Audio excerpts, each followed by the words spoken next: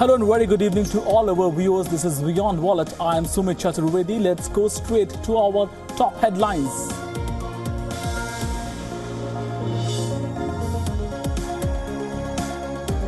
Britain and the EU begin tough Brexit talks today, trying to complete one of the most complex negotiations in history.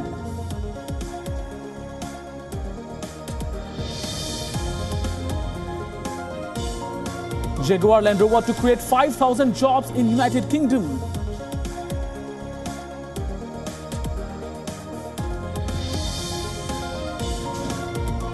The Union Cabinet may clear the decks for government stake sale in loss-making national carrier Air India this week.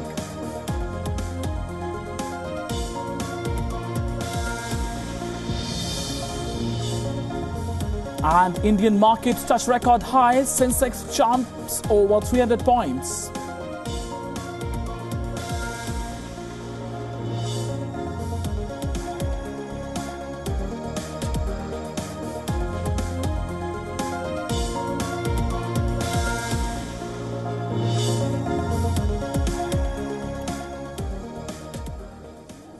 And straight to our top global story, where Brexit talks have finally begun today, almost a year since Britain voted to leave the European Union, and amid confusion over what exactly the UK government wants from the divorce.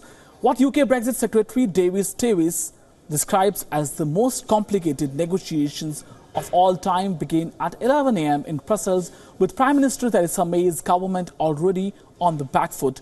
An attempt to strengthen her hand by calling an election backfired, and she's run into further domestic strife since, while the 27 other EU members started out with more leverage anyway. The electoral debacle has put May's own position in doubt, fueling a new battle within her Conservative Party over the kind of Brexit the UK should seek.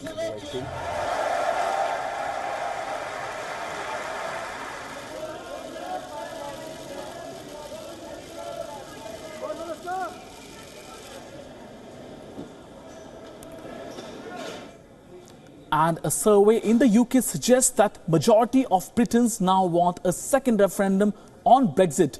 The survey results indicates that the public opinion is shifting against the hard Brexit. In January, the Prime Minister Theresa May outlined her vision of a hard Brexit, saying that she wants Britain to be able to make its own trade deals while maintaining trade with Europe.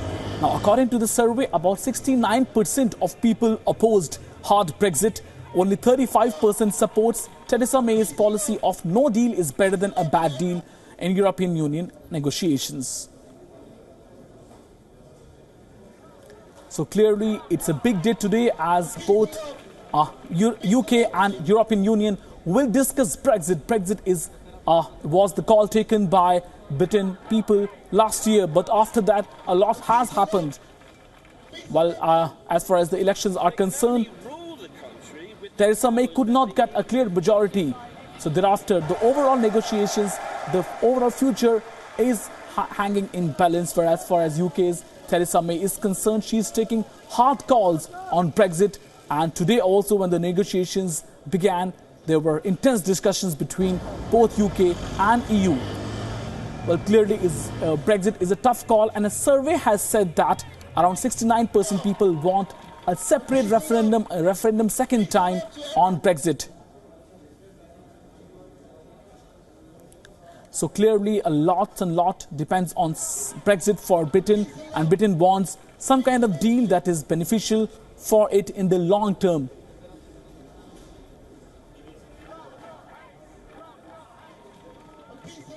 So clearly, the survey says that majority of Britons now want a second referendum on Brexit. The survey results indicate clearly that public opinion is shifting against the hard Brexit. We are joined by our London Bureau Chief, Mandy Clark. Well, good evening to you, Mr. Mandy. I would like to ask you, first of all, what is the situation and mood over there as far as the Brexit is concerned? Well, it's really divided the nation. Of course, the vote divided it, but many people, it was very close. It was nearly 50% really did want to remain. So the soft Brexit would, I think, appeal to a lot of the Remainers who accept that if they can't remain, then they want a much softer Brexit where they have closer ties and get best possible deal for Britain. Of course, Theresa May is essentially fighting for her political survival because she was so battered in the polls. Base that snap general election on getting a clear mandate for a hard Brexit. Clearly, people have spoken and they said they do not want a hard Brexit. They do very much want to keep tighter relations, at least some of the population. But it's a very divisive issue because the majority did vote to leave, and there are a lot of hardliners as well. Well, it's a high cost as far as leaving, EU is concerned. Then, Mandy, what we should make after, especially after Theresa May not winning a big majority in the recent elections? What should we make out of this? It's very clear that people did not like her stance. Lots of people disagreed with her theory that no deal was better than a bad deal. They felt it was a very aggressive stance at the start of negotiations. And in many ways, when she called that election, she said, I want people to support me, my decision, I want it to fly through the parliament. And she thought she was going to win with a landslide and get loads more seats to pass, her platform through the parliament. That didn't happen. And the people very much made it clear that they do not want a hard Brexit. Although the Labour, the opposition party that did very well, considering, although they did still lose, still wants, said they won't have another referendum on Brexit, but they are calling for a softer Brexit. They accept that when the referendum did take place, it was the will of the people, and there's not a point of redoing it. But when it comes to the details and the specifically the rights that Britons have in Europe and what rights do European members have in Britain, the right to remain, what have you, those are really crucial questions, and they want those answered. So it's clear that people do want to see softer relations and not these kind of hard political moves that we have been seeing in the past. And Mandy, can you briefly tell us what are the issues on which negotiations can go far as EU and Britain is concerned? Well, Britain wanted to run deals at the same time, so to decide on the trade negotiation and also the rights of Britain's British people who live in the European Union. Will they have those right to remain? Will they still have access to healthcare, what have you? They wanted it to happen in tangent. The European Union had said, no, that's not going to happen. We're going to go case by case. So it will push to the limit those 2 years they have to negotiate everything. But the priority and the focus is really the rights of EU citizens who are already in Britain and the rights of British citizens already in Europe. What it will mean for them. Will they need work visas? Will they have to sell their homes? These are really important questions, and it affects millions of Europeans and British people in the continent. So that is the priority, figuring out what their rights will be. All right, thank you so much, Mandy, for getting us all these details and giving us that important perspective.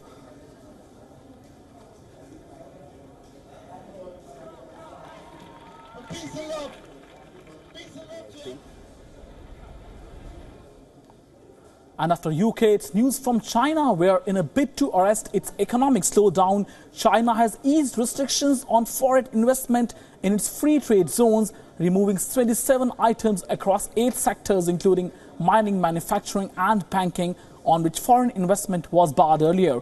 In manufacturing, foreign companies are allowed to produce their own rail transport facilities instead of having to set up joint ventures with local firms. Now, rules have also been eased for foreign companies manufacturing electric vehicles and linked products. In finance, foreign banks are permitted to underwrite government bonds, and they do not have to wait for a minimum period of operation to launch renminbi services. Well, first compiled, the list in 2013 spells out specific bans or restrictions to foreign investment.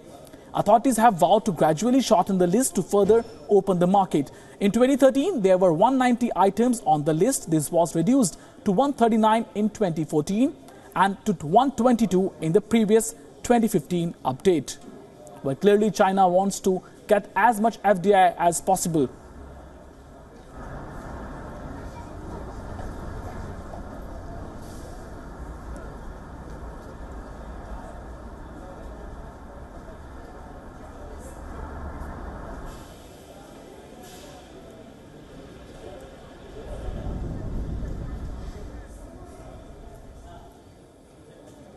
And as India embarks on a journey dubbed the biggest tax reform in India since independence, we will tell you how goods and services tax will or won't impact your daily way of living. Today we take hotel rooms and restaurants, where hotel room and restaurants costing up to 7,500 rupees will come under 18% slab on goods and services tax. Now rooms with higher charges will be taxed at 28%. The GST on restaurants in these hotels will be 18%, at par with other air-conditioned restaurants. Well, the official launch of GST will take place on the midnight of June 30 and July 1st at a function in Delhi. The recalibration of hotel and restaurant taxes came after appeals from the governments of Rajasthan and Goa that stated that having a thriving tourism industry. Meanwhile, there are demands that small and medium enterprises or SMEs should get 6 months to ingest complexities of GST. Now, demands are also there that there should be no penalty on non-compliance. To talk more on GST, we're joined by our analyst Suyash Bhatt, who's an economist also. Good evening to you, Mr. Bhatt. Good evening, Sumit. So, Mr. Bhatt, we would like to ask you first of all, what is your estimate as far as the demands of especially SME sector is concerned? SME sector is demanding that there should be no, we can say that for 6 months the compliance should be allowed. So do you think that in the larger interest of trading community, the compliance and non-compliance should not be penalized for the first 6 months? Is that a good suggestion? So again, Sumit, good evening. If you see the data points that the finance minister gave yesterday, we have 8.1 million registered business under the old system, whether you call it as a VAT or sales tax or excise in either one of the format. 8.1 million businesses are registered. Until date, in the new GST system, provisional registration that is there, 6.1 million businesses are registered. So that means you have 81%, approximately 81% of the businesses have already got a provisional GST registration. There will be a kind of a temporary, chaos, you could say, or even a panic, because you need to understand most of these business community that we talk about are not literate or educated about, how to operate a software, or, how do you communicate in a particular language, because they're used to doing normal business. Tax is a part of compliance, and most of the times you have, agents like chartered accountants or, third party who are filing it on their behalf. When we talk about even smaller businesses, they may have even more challenges. And I think that's why they have kept 2 months time frame for filing the return of GST. So the provisional date is for the month of July and August. You don't have to file the entire receipt by receipt filing. That has to be done on 5th September and 20th September. But till that time, I think many people will also put in some effort in terms of learning this new setup. And as far as the government goes, they say that the back-end part is already sorted. They already have a software and everything ready. But it needs to be seen how the general public receives it, because the government has started something called as Manthan sessions, where all the sales tax officers and excise officers have been asked to go out and conduct sessions. But then again, you need to understand, if they are conducting a session, you are typically targeting people who are educated. What about the ones who are not educated? So that section is still, I think, which may suffer, and we need to see how the government copes up with that. Right, and Mr. Bhatt, what about the restaurant and hotel taxes, as we discussed? Do you think that will hit their business anywhere, or what do you make out of it? Well, in fact, it's a very good point that you brought out. The last meeting that they had, there were 2 states primarily which complained. One was Rajasthan and second was Goa, which complained towards the 28% taxation, after which they revised the rate to 7,500, and up to 7,500, 18% is charged. And I think travel and tourism is something which is going to get affected the most, which is why you would find that all the airline companies are asking the government to push the GST implementation, because they're the ones who are going to get hit the most. And it will have a far-reaching impact even in other sectors. But as of now, I think the government has also passed in yesterday's meeting something very important, the anti-profiteering clause, which The government somewhere down the line knows that, there are many, obviously someone would not do it voluntarily, but there are many business houses or businesses who would not pass on the GST benefit. So if you were traditionally charging 48% and now you're supposed to charge, say, 42%, you should be passing on the 5% gap. But there are many businesses who may not pass. In that case, they have even put an imprisonment clause in that. So if there is a tax benefit, it has to be passed on. The government has tried to ensure that even that part gets, cleared through the businesses. All right, thank you, Mr. Bhatt, for joining us and giving us this perspective. Thank you.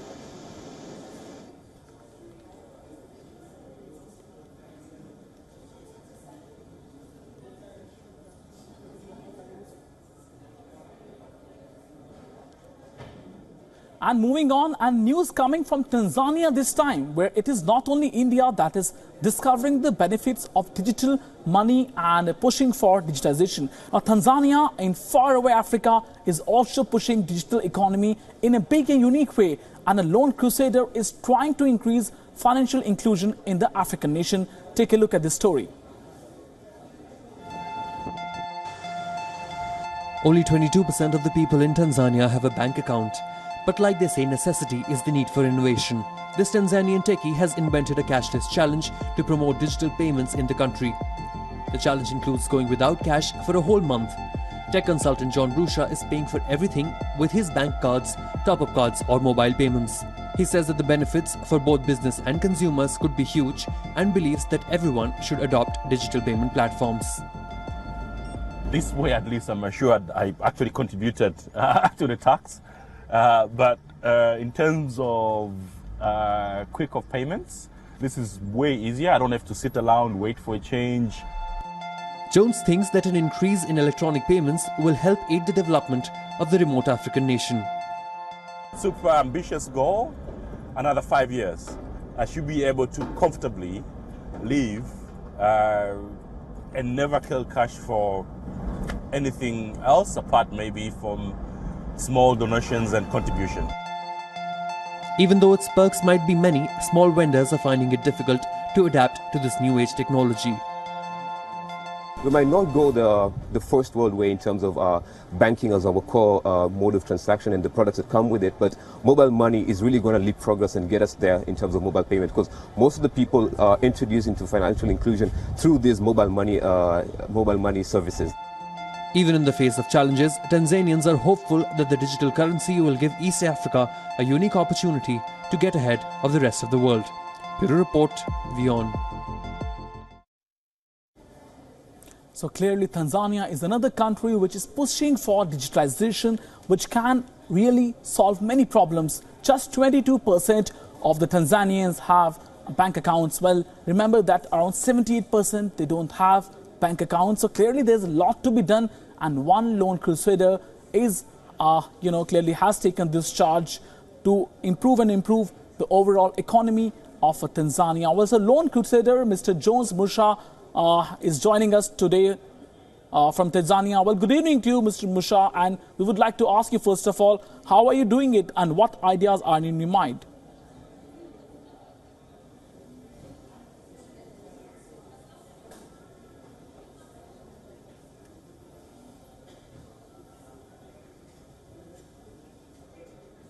There is technical issue currently. We can't reach out to him. But as we told our viewers that a faraway country in Africa, Tanzania, is taking big leap into digital economy like India. There also the government is pushing digital economy in a big way. But many people are taking it onto themselves and they are really taking a lot of effort towards making Tanzania digital economy. Remember, 22% of Tanzanians have digital accounts. Or bank accounts, pardon me, but the rest of 78% don't have bank accounts. So clearly lots and lots to be done in Tanzania, and few people have really taken up that responsibility. And one of these people was Mr. Jones, who we tried to talk, and Mr. Jones had taken the overall responsibility of digitizing the Tanzanian economy as much as he can, and he's trying his best to do that also.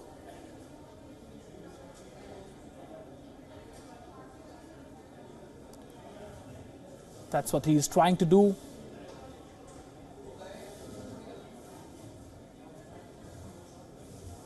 But the biggest challenge to digitization in Tanzania is with small vendors who do not have the correct electronic system set up. So there are limitations there as well. But still, Tanzanians are hopeful that if they ignore small hiccups, the mobile money will give East Africa a unique opportunity to get ahead the rest of the world.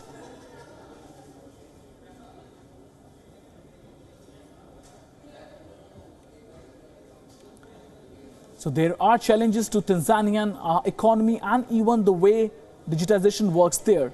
But many people are trying to beat that also.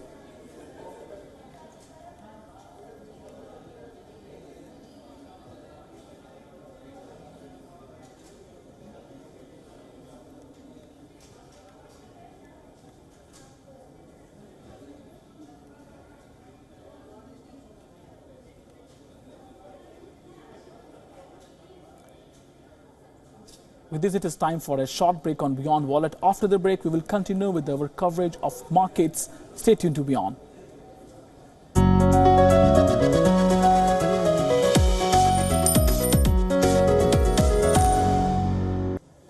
Thanks for staying with us. Now straight to our market segment, where Indian markets are once again, they have touched record highs. Sensex has rallied over 300 points, ending with a gain of 255 points, while Nifty has closed above 9,650, while over 130 stocks hit fresh 52-week high today, while Nifty Bank Index rose over 300 points to touch record high. While this is happening after a slew of measures have been taken for cleansing of banking system and improving the Indian economy. We are joined by our guest for today, Chaturvedi Singh. Well, good evening to you, Chaturvedi. First of all, we would like to ask you, first of all, again, a big day for markets. What is really moving them? Good evening, Sumit. It was really a fabulous day today. We have seen good movement in the banking stocks along with the metal stocks. The metal stocks, they were usually run by the Tata Steel. They were showing the divestment plan for the Tata Steel. And banking, Sumit, as we know that in the past few trading sessions, like 4 to 5 trading sessions, markets were under pressure because of mutual fund where in mutual fund profit booking were going on and continuously FIIs have been selling. But we have already been speaking that we are expecting some bit of correction, but not huge correction. That would be a good opportunity to enter in the market again if we have some spare capital. So we can see the same movement happening after getting the more than 200 points of correction. Market again jumped 40 points in the morning, and then again it showcased 80-90 point of move, which was really tremendous. So we can say it's a fresh buying coming on. There is nothing news, but it is the expectation of GST implementation which is going in the Indian market. We are seeing good growth. We are expecting rate cut in the next cycle in the monetary policy. So things are turning good, and monsoon has been showering like anything all over the India, which is giving a good sentiment to the market. And what about global markets? What do you see happening over there? Globally, so far, we are like, as we have already seen that Brexit things have already been started. They have started the negotiation between the UK and Europe. So things might take some time since Theresa could not run very nicely. So it's like it will take some time. She might not get full support from the negotiation point of view. But things looks nice because she wanted to expedite all the process, but it may not be possible. So they have to agree their own terms and conditions. So even in the US market, if you see that Donald Trump is not able to convince whole the industry people, though people are with them, but he's not able to convince. And rate hike which were expected earlier to go with the higher speed, it's been gradual. So things have not been turning the way it was expected earlier. So everything is turning good for the Indian market on the back of sluggishness. All right, thank you so much for getting us this perspective.